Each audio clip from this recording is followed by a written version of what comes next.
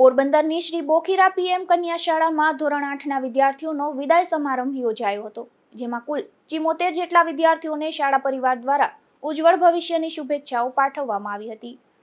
શ્રી બોખીરા કન્યા શાળા પીએમ શ્રી ગુજરાત પોરબંદર ખાતે આજે ખૂબ ભાવસભર વાતાવરણમાં ધોરણ 8ના વિદ્યાર્થીઓનો વિદાય સમારંભ યોજાયો હતો.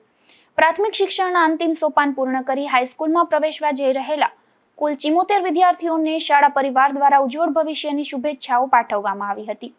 આ કાર્યક્રમના અધ્યક્ષ સ્થાને શાળાના આચાર્ય વત્સલભાઈ દવે ઉપસ્થિત રહ્યા હતા. આ પ્રસંગે વિશેષ અતિથિ તરીકે શાળાના ભૂતપૂર્વ શિક્ષક હરસુખભાઈ તથા ગંગાભાઈ ખાસ હાજર રહ્યા હતા. નિવૃત્ત શિક્ષકોની હાજરીએ કાર્યક્રમમાં પ્રેરણાદાયી ઉર્જા ભરી હતી.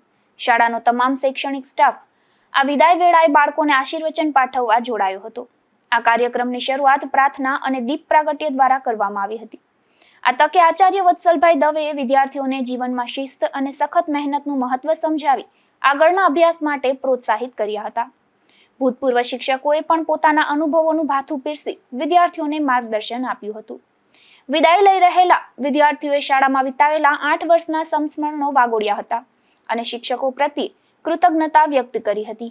આ કાર્યક્રમના અંતે તમામ 74 વિદ્યાર્થીઓને સ્મૃતિ ભેટ આપી ભાવભીની વિદાય આપવામાં આવી હતી.